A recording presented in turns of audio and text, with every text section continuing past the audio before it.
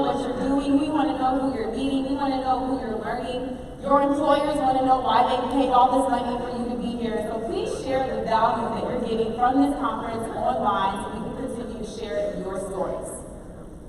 So this conference is hosted by DRJ and DRJ Fall 2019 Gold Sponsor, SAI Global Strategic BCP.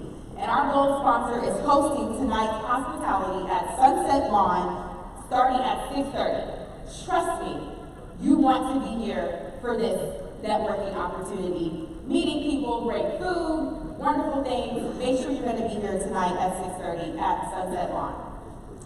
I also want to make sure we take some time to acknowledge our silver and bronze sponsors. You can see them on the podiums behind us. This conference would not be possible without our sponsors. So please make sure that you walk around, you meet them, you look at their exhibitor booths and in the halls. They have come with many innovative ideas, lots of things that will continuously help us to grow, not only as people, but the organizations that we serve. So please make sure you touch and reach those people while you're here. I also want to give a special shout out to Bob Arnold, who is the president of DRJ, Richard Arnold, the CEO and publisher, Patty Fitzgerald, our conference director, Rose Chatro, our registration manager, and last but not least, my buddy John Seals, the editor-in-chief, not only of the magazine, but he also helps to edit the Business Resilience Decoded podcast. And so can we give this team a round of applause?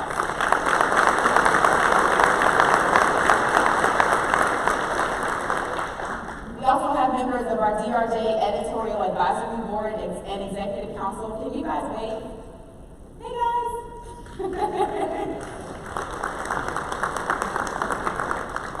So this is the team that assists with the editorial and strategic direction of the magazine. So if you have any questions about DRJ and how they operate, these are the folks that you guys really should take a chance and get to meet while you are here. So, now we're here for what we came for. I want to introduce our first speaker today. His name is Paul Ozencup, and he is a humor strategist. He is also a speaker and the president of the Association of Applied and Therapeutic Humor. So for those of you who don't know what that means, it is an international organization that is dedicated to the study and application of humor to improve health and human performance. So before he comes on stage, I'm going to tell you a little bit about him. He helps organizations to create more connected, productive, and intentionally positive places to work. I mean, that just sounds so positive. I need to hang around here. He is a conflict resolution specialist, a former university administrator, and comedian.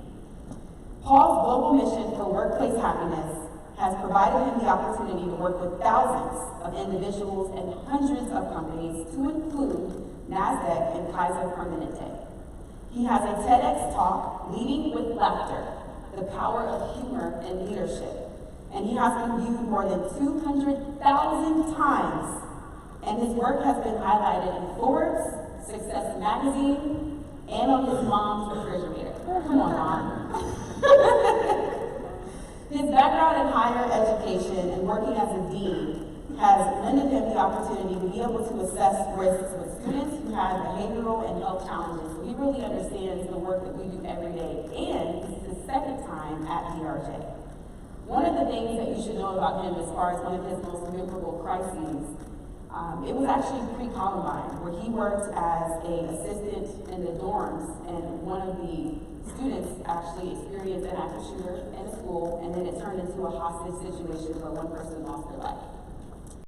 And Paul actually had the chance to pick up the parents of one of the victims from that shooting. So this is obviously before we had plans, strategies in place about what we do with the victims and how we communicate with them, but he was definitely helpful in that effort. When I asked him about, well, how do you view leadership? What's that thing that keeps you driving and keeps you going? He said leadership is a balance of not taking yourself too seriously while being genuine and being yourself. So don't bring your representative. We want to get to know you. And lastly, he said if he could hire one person, since we're at an innovation conference, I asked him a really interesting question. If you could hire one person, what unconventional skill would you hire for? he would hire a chef. Of course. Because it would be so much easier, he would spend less time cooking, and it would solve a lot of problems for a lot of people. So ladies and gentlemen, please help me welcome Paul Ozenko, humor strategist, speaking on developing an innovative mindset. Back to music in class, right?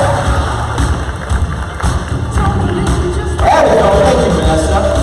Yeah, let's wake up a little bit. You can clap, okay. There we go, there we go. I got my 6-year-old sentences. So, we're getting it on today. Alright. I can tell it's early in the morning because half of you were like, oh my gosh, are you serious right now? What is this dude's deal? Some of you are like, who is he? Why does he have his own walk-up music? This is weird. You know, my best friend told me, dude, you are not well-known or cool enough to have your own like walk-up entrance music. And he's probably right. Although that's one way to look at life. Another way to look at life is if you ever have the opportunity to have like walk-up on stage music, you take it. I'm taking that every time. It's great. In fact, is there anyone out there that's like, I've never had that? Like, I could use a little pick-me-up every now and then, right? Yeah. Right here. Tell me your name again. I just met you. Sue. And you work at General Electric, right? When we did our little selfie, that's who I got to talk with. So Sue from GE, and what do you do at GE? Security and crisis management. Security and crisis management. Here's the deal. I'm going to invite Sue up on stage. And she's gonna have her own walk-up music. We'll go back here, make sure we can crank up the music. And you all gave me like a nice, polite, like we're at a conference, round of applause, which is I appreciate. But I want you to freak out for Sue, okay? Why don't you like just show her like, wow, I can't believe it's Sue for GE, okay? Are you ready? So I'd like you to welcome up to the stage. You don't have to dance or anything, Sue. You just come up, take your moment if you like. But if you want to, you sure can. All the way from General Electric, my old friend, Sue! Come on up, Sue!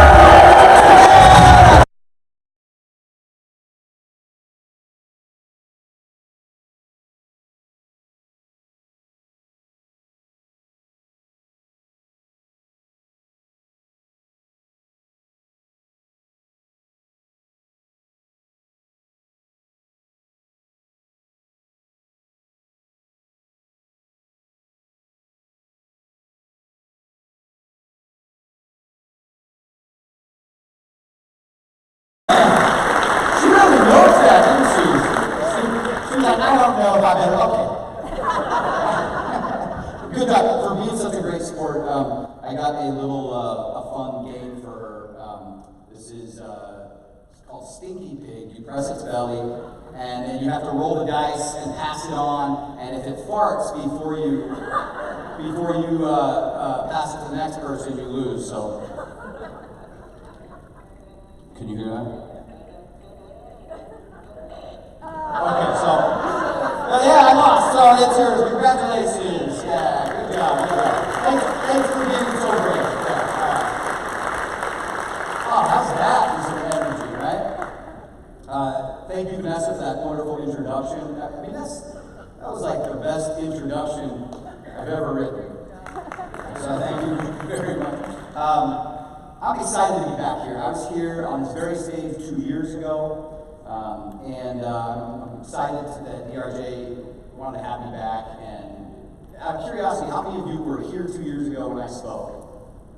A little smattering. All right, good. If I repeat anything today, a story or something like that, just put the screensaver on, for a second, okay? Or go, wow, I've never heard this before. Well, most of this should be pretty new stuff. I will say though, when I was here 2 years ago, I started out by saying that a lot of people think I look familiar. They always say, you look like, and usually it's always this guy who's on CNN, a correspondent on CNN. So I started with this, that people always tell me I look just like James Carvin, right? Yeah, and I wish that wasn't funny. But I get it, I see the resemblance, I'm not an idiot. And it's fine, he's a smart, funny guy, I'll take it. And then, of course, the worst part of that is when I Googled images of James Carville to see what people were talking about, I find out that the first image that comes up is how much James Carville looks just like Gollum from Lord of the Rings. So I really don't know what to say when people go, does anyone ever tell you you look like someone's famous? I'm like, yes, and it's almost always an insult, but I don't know, next time someone asks me that, I'm just going to go, no, that should just end the conversation there. But I was giving a talk, I was working with a company, and a friend of my wife's happened to be there, and I used this material, and she knows us pretty well. She said, you know, actually, who you remind me of, you actually remind me of your dog. And I was like, that's awesome. First of all, my dog's ripped. I mean, look how built he is, just stacked. You see those muscles rippling as he runs out of the water. And I was like, a guy couldn't get a better compliment than, you remind me of your dog. Because not only is he just super muscular and fit, but he's also very compassionate and loving. And he is like a loyal friend. He goes everywhere with me. And he's adventurous. He's up for anything. So when she said, you remind me of your dog, I was like, thank you so much. I take that as a compliment. And she said, no, not that dog, your other dog. And I was like, no! Come on! Not Edmund! Edmund's a spaz! He's all over the place! He's got like no attention span, he's got these short little stubby arms and legs, and I was like, okay.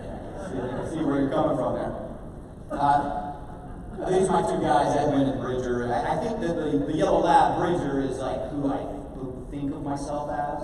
Like just stately, calm, cool. Edmund's probably more who I really am. You know, it's kind of all heart, not all quite there all the time, but you know, give it 110%. So I'm super excited to be back here, and this time talking about developing an innovative mindset. And I was very excited when I heard what the topic was, because I think it's important before we just innovate and create, we have to think about the mindset we're in. Now, as I get into that, I want to begin by taking a step backward to 2 years ago when I was here on this stage. I talked mostly about humor and leadership. And when I left, I have such an appreciation for what you all do. I understand, having worked for a university, been on behavioral intervention teams and crisis intervention teams, and I understand what it's like to be the person in an organization who always has to think of the what ifs. Or I used to call it like, I'm a professional buzzkill sometimes, right? Like I come in, everybody's enjoying themselves. I used to work on a college campus, and I'd be in these meetings where people are going, yeah, we're going to have thousands of students trying to break the world record for knitting, you know? And all I can think is like, oh, that means knitting needles, thousands of students running around, just thinking of all these like worst case scenarios, what could happen. So I understand what it's like to have these what ifs on your mind and to be able to figure out what are our plans for all of these just different what ifs, while everybody else in their job just goes, tra-la-la, everything's great, okay, cool. But when I left 2 years ago, and I returned home, I got to see really what disaster recovery was all about. Went back home to my hometown in Santa Rosa, and here I had been talking about humor and resilience. And we do know that humor does help people, particularly be able to provide psychological resilience to trauma, to difficult situations, stress. But when I got back home, just not even 2 weeks or so later, I woke up in the middle of the night, 2 in the morning, and my little dog Edmund was whining, and we weren't sure exactly what was going on. We woke up and saw smoke, fire out our windows, and our town of Santa Rosa was being devastated by wildfires. And so we packed everything up, got the dogs and whatever we could find, took off. We were evacuated for about a week from our house, and somehow, luckily, our house made it through the fires. And unfortunately, many of our neighbors, friends, colleagues weren't as lucky. This is one neighborhood in Santa Rosa where I live. Prior to the fires, this was just one neighborhood affected. That's that same neighborhood afterward.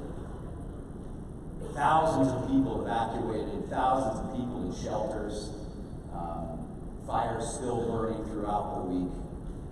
But even during this, I was able to see how humor built resilience, how people were able to take brief pauses or even distract themselves and help one another heal through humor.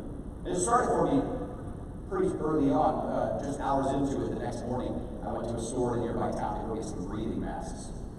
And we got there were a lot of folks there, and the manager said, "I'm sorry everybody, there's no masks. There's no masks left." So everybody started leaving. I was behind a family. And as we were walking out of the store, the little boy would walk past the Halloween section. He stands up in his shopping cart and goes, "Dad, there's masks. There's masks there." And so me and the dad kind of look at each other, have a smile, a little chuckle. And I was like, "Oh, okay, well, things are still kind of funny." The kid's trying to get his dad to buy him that mask. And then a couple days into it, somebody had formed a Facebook group, like a fire update Facebook group for the community. And people were sharing resources and things like that. Somebody in this Facebook group posed the question, what's the most random thing you grabbed when you evacuated? And it was kind of cool to see people, even in the midst of this crisis, be able to take a little time out to have a little fun answering this question. So I saved a few of my favorites. One person said, "My husband grabbed a Roomba in our robot mop." That'll come in handy at the shelter. A frozen lasagna. I don't know. My wife said, "Grab some food." I'm like, is that the same husband? What are we doing, man? I brought lavender scented soap and body oil and kept yelling, "Self-care, self-care," as I was packing things up. In hindsight, I was really happy to have it when we evacuated. My old gizmo from 1984, I love gremlins, and said, "Okay, we can leave now." A tub of Chick-fil-A sauce. First of all, I just can't even picture that. Right? You're like, okay, I got the laptop, I got my birth certificate, I got the cats, you know, oh, where's the tub of Chick-fil-A sauce? I mean, that Polynesian. My new shampoo, I just bought it, and it was really expensive, okay? I don't relate to that one. I look at that and go, oh, the silly things people with hair will do. My kid's homework. I like, poor kid. He's the worst parent ever, you know. Like, I finally have the best excuse to not do my homework. My house might be burning, my school might be burning. I'm in a shelter, but at least I get to do homework. Thanks, God. A see-through nightgown. Like, why would I need that? Oh, at Disney movies. Okay, well, we have a prize for the most awkward person at the shelter. All the kids are like, "Oh, Disney, yeah!" Parents are like, no, sweetie, I don't know. Something's wrong with that lady. And finally, a nude portrait of myself. Just leave it at the house, okay? Nobody's gonna come and take it. But we do have a new prize for the most awkward person in the shelter. So it was interesting as this time's moving on during this disaster, and as the weeks went by, I worked with a local newspaper to write a story about how humor has helped people through this devastating event. I had one woman tell me a story about she was having a friend help her sift through the ashes. You got these sifters, and they go through the ashes there alone, trying to find whatever they could salvage. And her friend said, "Come here, I've got something. A piece of metal." So she runs over there, she looks at where she would be in the house, what this might be, and she started laughing. And her friend said, "What is it?" And she held it up and she said, "It's the underwire to my bra." She said the only thing that survived the fire that we could find was the underwire to my stupid bra. I was like, I have a whole new respect for you ladies. What are those things made out of? She's right, the company. There was another guy. People had to post no trespassing signs on their neighborhoods because there were a lot of people wanting to come by and take pictures, maybe see what was left, and so people posted these no trespassing signs. One guy in his neighborhood, they had a good time with their sign. He wrote, roasted, no trespassing. There was one home, the house burned down, and had a huge metal freezer outside, and in their garage, and the fires were really hot, and it did affect that freezer, but inside that freezer, there was also a fully frozen turkey. And by the time the fire had died down, they found a pretty decently baked turkey. I mean, it's like, there's part of that looks edible. That looks like better than the first turkey I ever tried to make. Which is why, Vanessa, I was going to hire a chef. Pretty amazing. So then, the weeks go by and we do start to realize, oh, we're getting into the holiday season and dealing with this devastation. And this is the time of year when people should be making greeting cards, taking pictures in front of the fireplace and putting their ugly sweaters on and that kind of stuff. There was one family, the Hapstead family, who lost their home. And they said, you know what? We're doing it anyway. And I spoke with the photographer who did this photo shoot for them. And he said it was a really surreal experience watching them kind of walk through and go through pain and a little bit of laughter. They said, we took this kind of nice photo, but we also had to have a little fun with it, take like a badass album cover version as well. So long. But he said it was very interesting to see as they had a little bit of fun with this amidst the tears, that every time they laughed, it was almost like a signal to one another that, like, you know what, this sucks, but we're going to be okay. We're going to get through this. And so it was a reminder to me about the work that you all do. This is right after I left this, and whatever the disaster might be, whatever the thing might be that's affecting your organization, that it's difficult to be the person who's in charge of planning for this, and then if you're doing emergency management and helping to resolve the issues afterward, and that there are still times that we can use humor to reframe, re-energize ourselves, or even just distract ourselves for a moment during what's even a traumatic, disastrous time. So that brings me to what I'm speaking about today, which is I want to give you 3 keys to developing an innovative mindset. And, well, Vanessa already gave you 3, so now you get 6. It's like bonus. Yeah, we'll double the offer. 3 keys to developing an innovative mindset, and the first one just builds upon what I was just talking about. The first one is to keep things light. It is difficult to be innovative and creative when we're all in our head and being too serious all the time. Keeping things light is easier said than done sometimes. That means we need to be okay with looking foolish or being wrong, taking risks. That takes humility. And for me to stand up here and lecture a bunch of people about humility, like here's how to be humble, might be among the least humble things someone can do.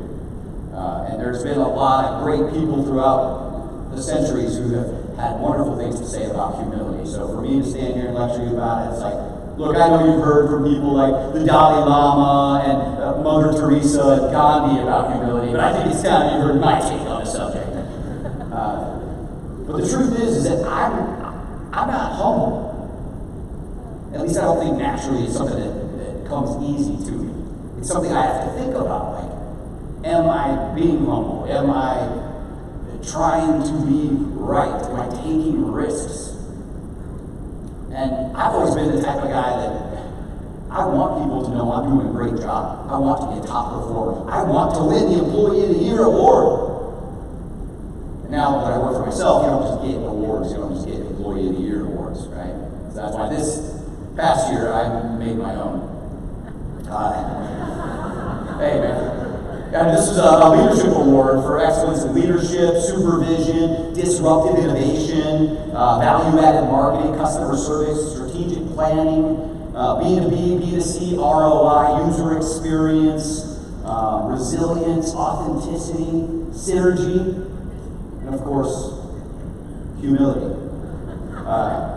But I really did make this award for myself, and I put it on my desk. It feels so good looking at that every day. Like, oh my gosh, I am just wonderful.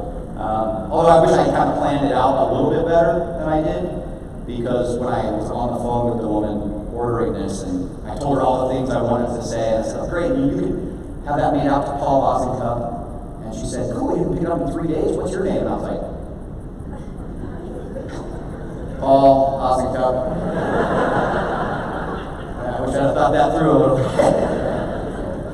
And I go pick it up. She was like, congratulations, man. Here's your award. Yeah, great. But, you know, being humble, not taking ourselves too seriously is a pretty important part of being able to take the first step in being creative. So with that, I want to do a little experiment. You've already maybe had a chance to greet someone next to you. Now what I'd like for you to do is I want you to think about a guilty pleasure that you have. Something that might be like a little bit silly or embarrassing that you're going to tell this person next to you.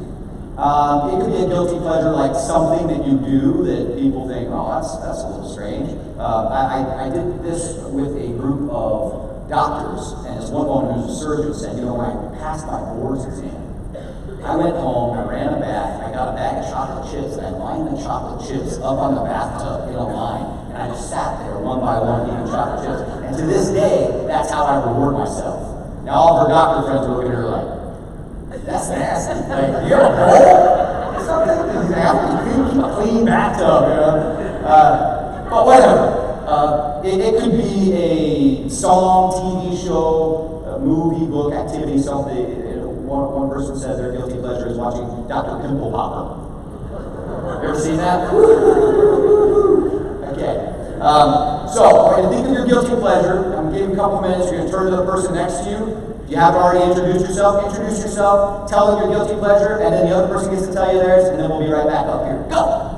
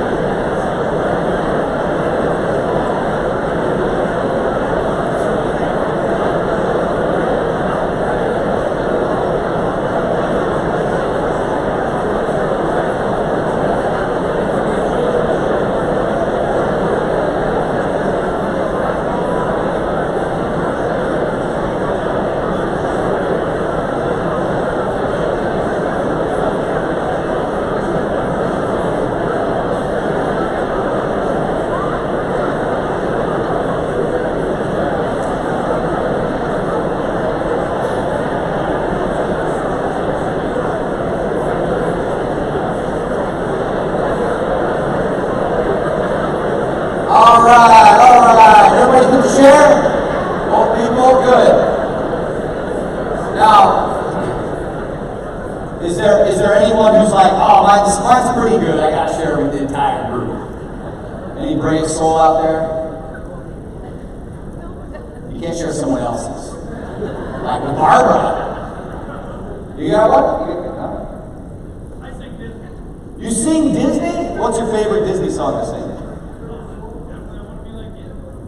What's that? Sure. Jungle Book? Oh, yeah, good. All right. Do you want to come up and sing it? Or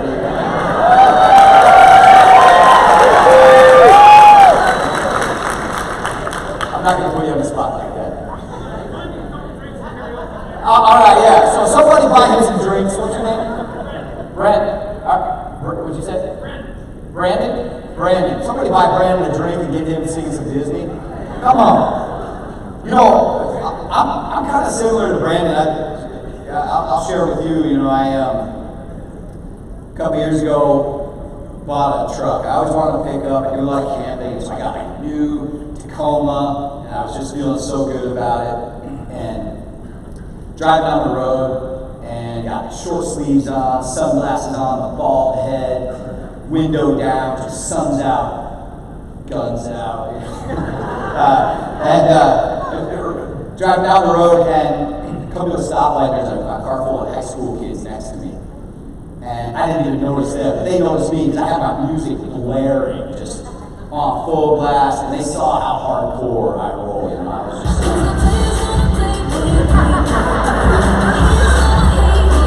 I looked over these kids and just died laughing, you know. And I was like, I had to do that thing where I roll the window up, and I'm like, I like Taylor Swift.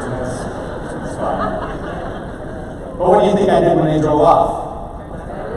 Right back there, I get my tape on sometimes. That's my guilty pleasure, is cheesy, girly pop songs. I know the lyrics, and you know, so maybe later Brandon and I will be out just destroying that karaoke. All right. But it is tough. I didn't just have you do this activity just to do it. There's research. The Harvard Business Review had a great article about creativity and how to get problem-solving teams to generate more ideas and more creative ideas. And, there was a study that they had 3 different groups. They had a group that they said, all right, just start creating, brainstorming as many ideas as you can. A group that they said, first, have everybody go around and share one of your greatest accomplishments, and then begin problem-solving. And then they had another group that said, go around and share an embarrassing moment, and then start problem-solving. What do you think happened? The embarrassing moment group came up with, it was like 26% more ideas and 15% more creative, expansive ideas. Probably because we let our guards down. Share that, you know, when I start sharing that I'm eating chocolate chips off my bathtub, suddenly I'm not going to be near as worried about sharing my kind of out-of-the-box idea for a work situation, right? But it's difficult to kind of get outside ourselves to be able to do that. We don't want to look silly or look funny. We get really caught up in what other people are thinking of us. I like this quote, it's hard to lead a cavalry charge if you think you look funny on a horse. And in my life, I know that the times where I've probably made myself look the silliest is when I was trying to look the coolest or the most important or the most serious. I was speaking at a conference a couple of years ago, really large event, and Brene Brown was there, Michelle Obama was there, all these CEOs of these companies were there, so I'm just feeling like I am pretty awesome, I'm big time, you know? So I'm going around as many like CEOs as I can, just being Mr. Networking guy, business card, hey, all right, give me a call, yeah, give me a call, all right, yeah, okay.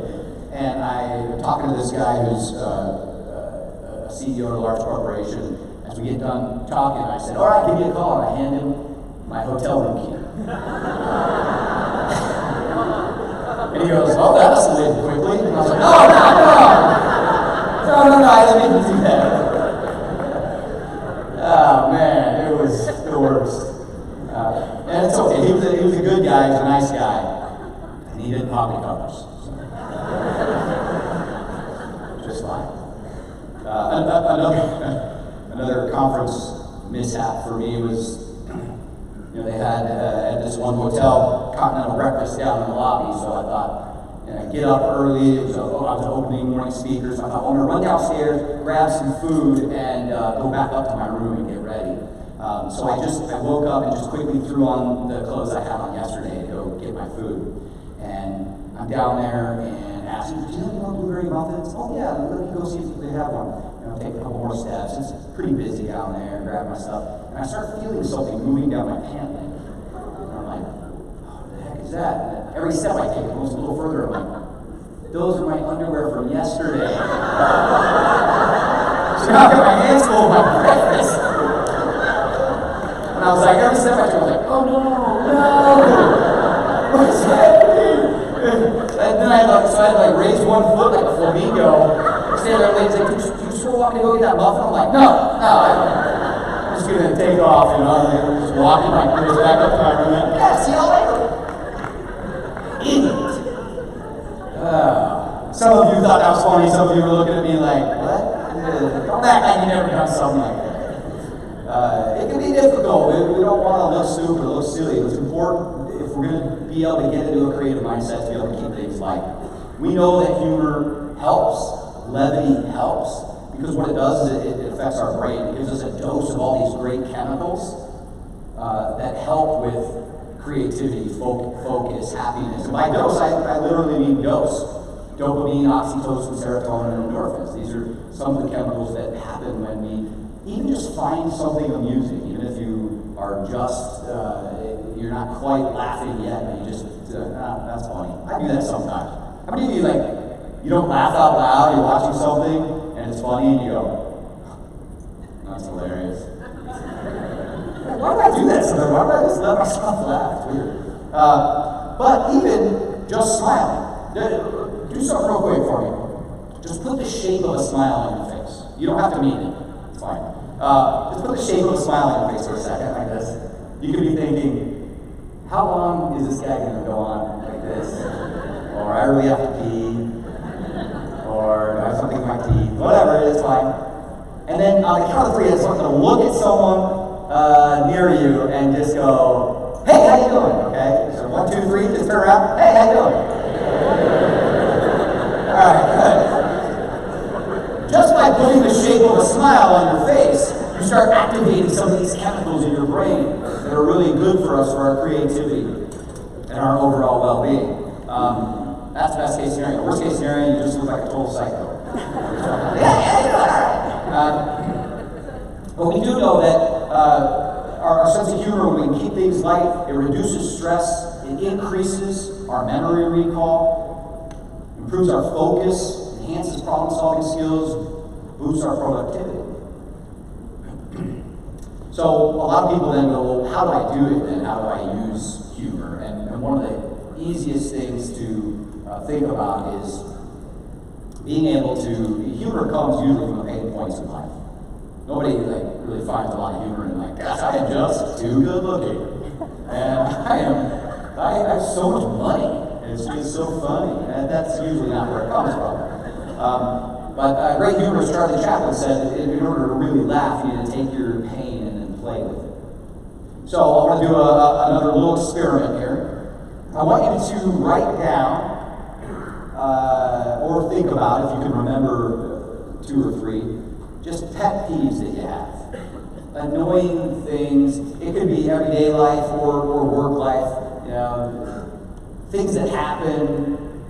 For example, like that feeling when you're like all proud of yourself because you made yourself a healthy lunch and then you get to work and realize you forgot it. Like, whatever. So I want you to just kind of write down 2 or 3 of these pet peeves, things that you're just like, oh, this just really annoys me.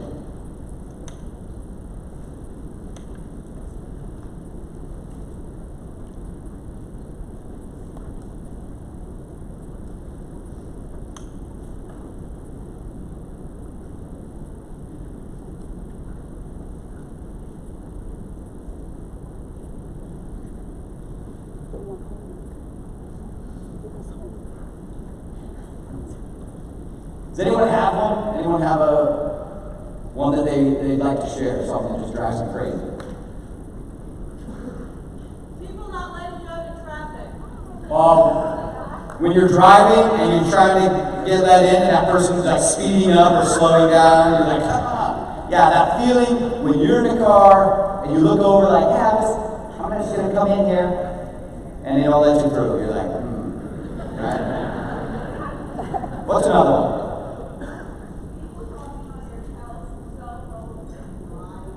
Oh, another one. So you're driving, you look over, and you see someone on their cell phone. You're like, you're going to kill us. Why are you doing this? Conference calls in the bathroom. Conference calls in the bathroom. That's it. Judging by the applause meter, that sounds like it might be an industry issue. Something, there might be a breakout session on that. Yeah, you're on a conference call, it sounds like you're in a tin can, and like, you hear a flush. Oh, I didn't mean to move. Yeah. All right, so you're on a conference call, and you can tell they're in the bathroom. Like, what are you doing? Get out of the bathroom. Or maybe maybe that one would be more appropriate. Like, why is this my life right now? What's another one? Someone tossing cigarette butts out the window or their ashes out the window. Oh, tossing cigarette butts out the window. Yeah, while they're driving, you're like, what? Seriously, what is your problem? Actually, that could be tossing cigarette butts out the window. This is, are you in the bathroom right now on the conference call? Oh, that's another one. How about speakers that don't turn off their mics? Oh, I got two. Patty's got speakers, what? That don't turn off their remote mics? Oh, speakers who don't turn off their remote microphone when they, maybe they're heading to the restroom. You ruined the entire conference. What was it? There was another one in the back? Driving slow in the fast lane. Driving slow in the fast lane. Like, speed limit 65, you're going 57. Let's go. All right. What else? Another one? Say that. People who meditate at a green light? All right, let's see what we have for that. Like, bro, can we namaste somewhere else? You're honking your horn like, you need to go. He's like, namaste. Right. Yeah, I saw a hand up over here for one. Oh, yeah. Conference calls that should have been emailed. Conference calls that should have been emailed, yes. Oh, no, I don't have any more. Okay, I'm sorry, but you get the point, right? So now here's what I want you to do. That could be a good one. You just email this list to me, man. Come on. Another real popular one is reply all. There you go. So now what I want you to do is the same kind of idea, but I want you to think of small victories. Little things that's like, oh, this actually went well. Here's a small victory for my day. Anyone have one right off the top? The meeting ends early. We got out early? What? What's that? Oh, you get the email that the meeting's been canceled? Yes! It's another one. Oh, driving home and there's no traffic. Go give me some cake. Alright. What's another one?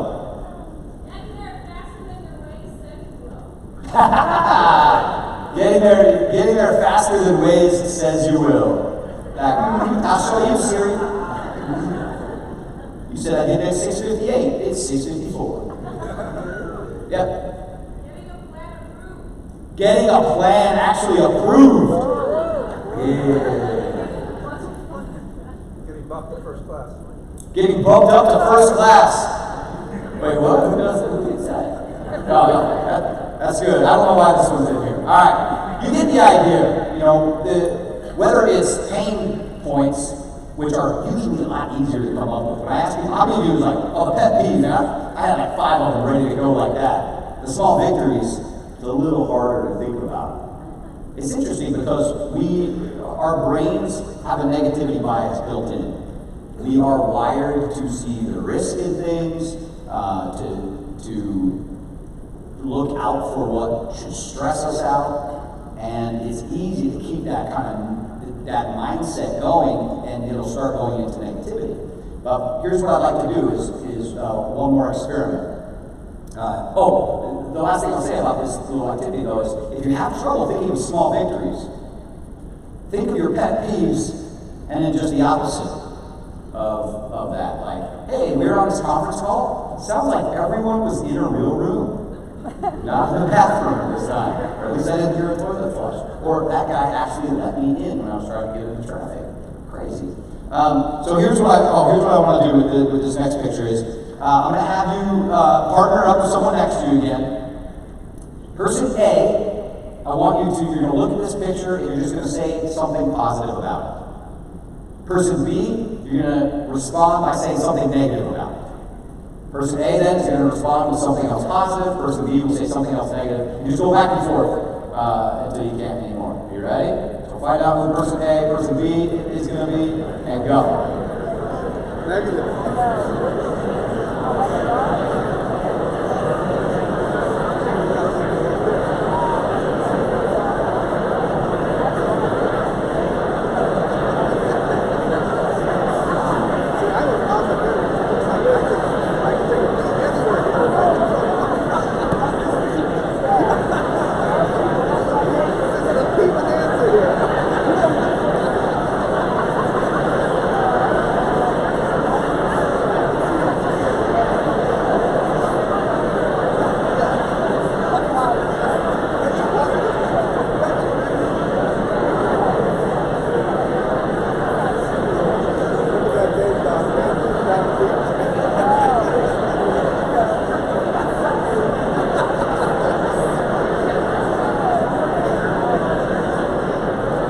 All right. So now what we're going to do, you're going to get to switch. Person A will be the negative one, person B will be the positive one, and we're going to switch pictures. Ready? Go.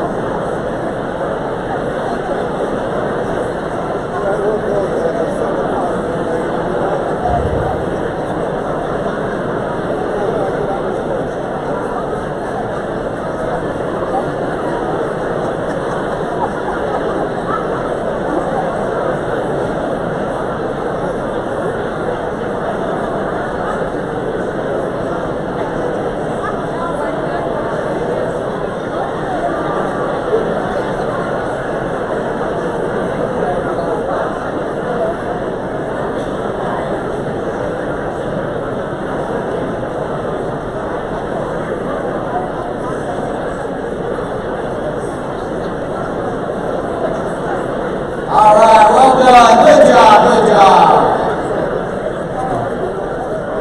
So, I love that exercise. That's can be a little bit different depending on who you're doing it with and what the picture is. But what I find with doing that exercise with groups is that it can be hard to keep coming up with positive things to say in the face of negativity. How many of you? It was like the first couple of times you say something positive about a picture, it's like, oh yeah, no problem. But then when they kept going, like, look at that guy's feet. You know, like, why do I gotta take a picture of his feet? Or, you know, that girl's probably gonna get kicked by that beer. Or whatever. The more times someone came at you something negative, it kind of just takes the wind out of your sails, right? It's like, oh, fine, I give up, you know, whatever. And we can be surrounded by that in our work culture at times. There are usually some people who kind of tend toward the negatives and the yeah buts, and there are people who even just ask you how you're doing so that they can then tell you how bad they're doing, right? You know, I call them one-uppers, you know, they're like, how you doing today? And you're like, oh, I'm doing all right, you know, I'm a little tired. They're like, you're tired? I was like 2 hours last night, I just slept all night before. You're like, yeah, you've been. Yeah. You're more tired than I am. If you're not sure who that is at your work, it might be you. Not anymore in here. But it brings me to my next point, which is think positive. It's difficult to be innovative and creative with a negative mindset. Innovation, creativity is about possibilities. What might we be able to do? What could be possible? Now, the reason I do an activity like this is because I hate it when people say, like, well, you just gotta be positive. You just gotta, it's like, well, how? Right? I need to have ways of doing that because life isn't always, it's not always easy to see the glass half full, let alone half full of beer smiling at you. Now, this is an actual photo I took of my beer at a barbecue. I walked away, I came back, I was about to just chug that thing, and I looked down, and it was like someone was trying to speak to me from the heavens or something. I was like, oh, I was like, what is it? I mean, I always knew I loved beer, I just didn't know it also had feelings for me. I love you too, man. But it's not always easy. And with the line of work that you do, it's stressful. So it's not always easy to see the glass as half full all the time. And there are ways to be able to do that. Simple activities like reframing your pet peeves, into small victories. That's a way to get into a positive mindset. Here's something that's pretty easy that we found some of our research through our Humor Association. For the next 7 days, at the end of the day, write down 3 things that you found funny or humorous. Didn't have to make you laugh out loud, just things you found amusing. Each day for 7 days. Worst case scenario, you've got 21 stories or things to remember that made you laugh or you thought were funny, because I always forget stuff. So that's great. But what we found is it actually increases overall happiness and boosts depressive symptoms for up to 6 months. Just a simple exercise like that can help us think positive. So it kind of brings me to like, how do we brainstorm? If we're trying to be innovative and creative, and then we got these problem-solving meetings, like, oh, okay, we need to brainstorm. Usually what happens is this. All right, guys, I really want some outside-the-box thinking, and we're going to have just a real great brainstorming session. So we're going to do things so different around here. What we're going to do is I'm going to stand up here with a flip chart, and I'm just going to have you all give me some ideas, and I will write them in a linear fashion on this flip chart. Then I'll have somebody compile those and email them to everyone. Cool, that's good. Or better yet, we're gonna just write down on some color-coded sticky notes, and we're gonna put them up, in the right sections, and then just perfect. These are great ways to record the brainstorm, but just jumping into that doesn't get our juices flowing. It doesn't get our minds. We're not priming the pump for positivity or creativity or innovation. What can we do prior to getting into that to get those juices flowing? There's a lot of different ways to start getting our minds ready for positive thinking and growth mindset. So one way, I wonder if we could have, are there 3 people who'd be willing to volunteer to come up on stage? I'll show you one quick activity that's super easy. Not everyone at once, I can't handle the whole crowd. Okay, I've got 2 people right next to each other, raise their hand, come on up. Yeah, oh yeah, come on up, yeah, there you go, you got it. We have one more right here, come on up, all right, come on up. I'm gonna need you to be loud because I don't know if do we have a handheld mic or no? I should have asked for that ahead of time. That's one of her pet peeves, is when speakers don't tell her that they need a handheld mic. Give her a round of applause, please.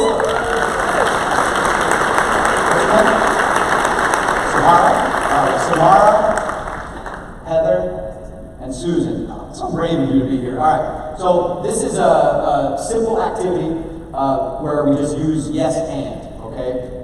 Gets us in our mindset of like not shooting down ideas but thinking positive. So all I'm going to do is hand you a fake thing. Okay. And you're just going to accept it as what I'm giving it to you as, and then build on it. Like yes and this. So if I were to hand you that fern, for example, I would say, this is such a beautiful fern. And you go, yes, and I can wear it as a hat. Okay? You got that? We're feeling okay about that? Okay. Do you mind speaking super loud so everyone will be able to hear you? Okay. So, wow, this is the coolest remote control I've ever seen. Yes, and I can use it to control people. Now hand it to her. And? Yes, and it has lots of lights. Yes, it has lots of lights. Yes, and I'll never lose it. Yeah, and I'll never lose it. It has lots of lights. Very good. All right. This thing on? Okay, perfect. All right, and we'll do one more little bit different one. So you give me a hand for the yes and. Very good, very good. That took all of a few seconds to do that. Easy thing to do before a brainstorming meeting, but we're starting to get some neurons firing together to think positive, think about possibilities, out-of-the-box thinking. Here's another thing we can do is, does anyone have a problem that you think most people in this room have faced that you could use some help solving? You need some advice. Plan reviews are due, and people are not delivering. Plan reviews are due, but people aren't delivering, getting them to you, okay? So, I need somebody to give the best advice you can give him on what to do next. Someone to give, or to give good advice. Someone to give bad advice, and someone to give the worst advice. Okay? Who would like to give good advice on what he should do, because these plan reviews are due? Got it. All right, so here's some good advice. Okay, I'll give it a try. For the people who have their plan reviews due, maybe make it a competition with a prize at the end. Whoever gets their plans in on time would go ahead and win a prize. Excellent, that's good advice. Very good. All right. Either of you want to give bad advice? It's really not that important, so we can all go to the bar and start drinking. No, it's not that important. We're just going to the bar and drink anyway. It's bad advice. And the worst advice that you can think of, Samara. The building is on fire, so you have to go home. All right, yeah. The building's on fire, just go home anyway, it's fine. All right, give a round of applause. Good job, good job. Thank you very much. That's an activity that also gets us thinking, because we're starting to think about what the problem is, what the issue is, right away. And by even giving the most out there bad advice or worst advice we can give, we're still thinking creatively about the problem. And what happens is we start to get the neurons in our brain firing on creative thinking. Because what happens with the synapses in our brains, it starts out when we do stuff like this, it's difficult. You know, these three brave women are like, oh my gosh, I don't want to do this, but I'm volunteering, and it can feel like, wow, this is hard to do. But the more we do something, the more those little roads in our brain fire quicker together, it feels a little bit smoother until we have an information superhighway going in our brain where we're just doing this. When you think of something off the cuff that's really great or a wonderful idea right away, that's what's going on in your brain. So it brings me to my next one. I know we're kind of running down on time, which is to add purposeful play and fun into your workday. Now we know that people who take breaks are more productive after a break. People who take a break with some sort of level of play or fun involved are twice as productive than people who just took a break. The Fortune 100 best companies to work for, you've probably seen this come out before, and what they do is they survey over 1 million people in all across industries and ask them about the place that they work. And what they have questions about pay and benefits and commitment to diversity and all sorts of stuff. One of the questions they ask is, do you work in a fun workplace? And companies denote it as great, they're top tier. 81% of employees said that they're working in a fun environment. What I find interesting is that the next tier down, which is good, that 62% say they work in a fun environment. That difference of 19% was the largest difference between good and great companies of any other metric they had in their entire survey. So it tells me that if you work in a pretty good place, there are some ways to make it even better and great. You know, if you work in a completely toxic place that's a total mess, you probably don't want to go, hey guys, let's have some fun. There might be other things to start with, like communication and things like that. When I work with companies, I don't just come in the doors and go, all right, time to have some fun. And really what we need to do is some communication workshops first, building a purpose, shared vision, that kind of thing. And had you invested in these companies, the top 100 to work for, you would have doubled your money, say, over the S&P 500. But what happens is most companies get it wrong. Oh, here's some good stats for what having fun at work means. You know, more innovation, less turnover, boost in productivity. But what most companies get it wrong is that they don't create rituals. Maybe they do like an annual ritual, like, well, we do have a company holiday party each year, or summer barbecue, and usually put a ton of money into that. An annual ritual, we spend so much money in that kind of stuff. But it doesn't necessarily, those one-off things don't really boost innovation, creativity, and morale. What do are daily, weekly, and monthly rituals that usually cost a lot less and are a lot easier to do. Fun at work really should be brief, inclusive, consistent, and on company time. You know, a couple of the things you saw me do are very quick, easy to do. And when we talk about rituals, an example, say, of a monthly ritual. Southwest Airlines, for example, each month they've got a spirit day with a different theme. And I was flying one day, that 80s day, everybody was dressed in some 80s gear, and they were playing 80s music. So super easy, doesn't cost much money, builds a little creativity and fun in the workplace. A weekly ritual could be anything from Wacky Sock Wednesday, everybody wears their crazy socks to get a prize for showing off their socks. My socks today say, ask me about my feelings.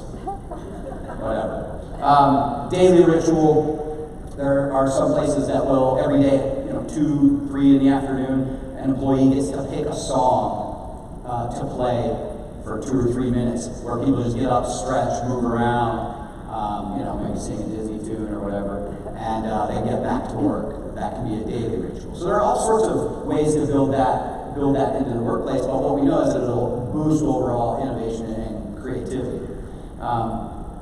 So I'd like to, with that, do one final experiment. One thing that I like to do at my desk, I have a couple of things that keep me fresh when I'm, I've got a block or I'm stressed or whatever. Well, I've got a little ukulele that I sit next to my desk. Yeah, I play a little guitar. Puns by nature are stupid, but I love them. So another thing is I've got some like juggling balls. I teach myself how to juggle, and I like to juggle. But it's hard if you don't know how to juggle, and it kind of gets a little annoying if you got golf balls going all over the office. So what I'd like for you to do is I'm going to teach you how to juggle, and you have a little thing that you can sit next to your desk to spark a little bit of that dose of cool chemicals. So what I want you to do is you've got on your desk in front of you, or on your chair, 3 scarves. So I want you to take those out of the wrapper. I'm going to teach you how to juggle these 3 scarves.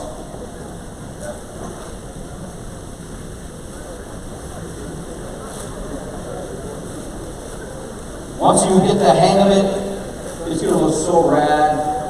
And you're going to be able to take these and put them in your desk, and people will see you at work just like, wow, oh my gosh. What are you doing? You go, I'm solving a problem, all right? Get my report done, leave me alone.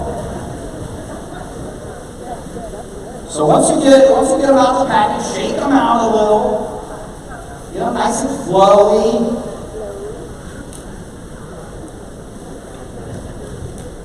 Okay? And then it's going to work best if you stand up.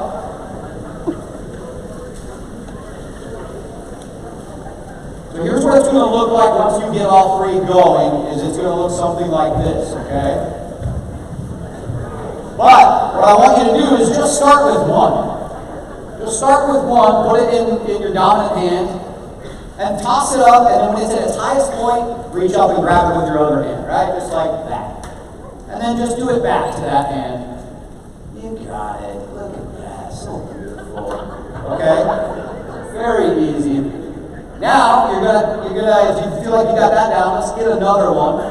And what you'll do is you'll toss that one up. When it's at its highest point, you're going to toss the other one, okay? And you'll toss the other one and then grab with opposite hands, okay? Toss, grab. Toss, grab. Toss, grab. You're juggling 2 of them, okay? Toss, grab. Now, if you think you need to practice with 2 for the moment, for the time being, you can just practice with 2. But if you think you're ready to go with 3, then you can take the third one, put it in your dominant hand, and just pinch it with your 2 fingers like this on the outside. And you're going to toss the outside one up when it's at its highest point. You'll toss the one in your left hand or your other hand up. And you'll just keep tossing them and grabbing them at their highest point like that. Keep doing it. I'm going to put on some music. You just keep your juggling.